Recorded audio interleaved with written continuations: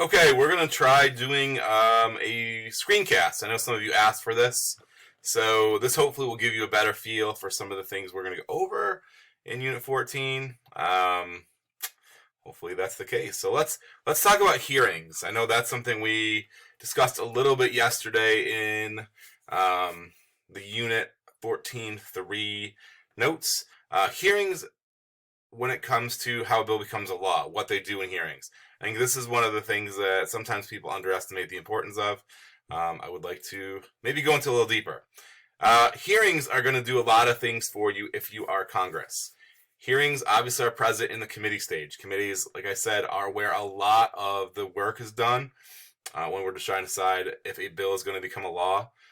They're going to do a lot of research, and a lot of that research is going to come through different hearings. They're going to bring in a lot of different groups. Interest groups are going to play a major role in coming before the committee, and they're going to testify as to certain things. This is where they're going to present a lot of that information.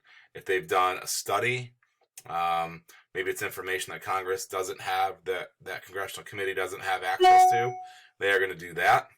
Lobbyists are going to get up in front of those committee members, and they are going to plead their case for why they are for or against that law. A lot of times they'll bring in conflicting groups, like if it's having to do with guns, they'll bring in like an anti-gun group and maybe like the NRA, so kind of give both their sides of the story. So that's going to happen. Hearings also are a time for other government workers to come in, so like the bureaucracy. The bureaucracy will come in and they're going to say what effect that would have on their agencies. For example, if the law is, let's increase the amount of people that are going to be on Social Security. The Social Security Administration may come in. Somebody from the Social Security Administration is going to testify in that hearing. And they're going to say, like, what effect is that going to have on the Social Security Administration? How much money is it going to kick out? How is it going to tax the current staff?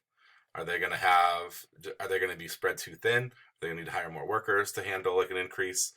All of those things are going to be brought up. So all different kinds of government workers will come into hearings and testify. That's a thing. Hearings are also, we're going to talk about this in a future section, but I'm going to throw it out there now. Hearings don't have to just be during committees when we're talking about how a bill becomes a law. Congress has the power to investigate, so they can have hearings all the time. I'm trying to think, it seems like we've had a big incident recently where there's been a lot of hearings. It'll come to me eventually. I'm not sure what it is. Patrick, don't say it. I know it's the impeachment. They've had a lot of different like hearings in regards to like the impeachment. There's anytime there's government wrongdoing or there's issues, the Brett Kavanaugh hearings in Congress. So anytime they're going to investigate something, they can have hearings.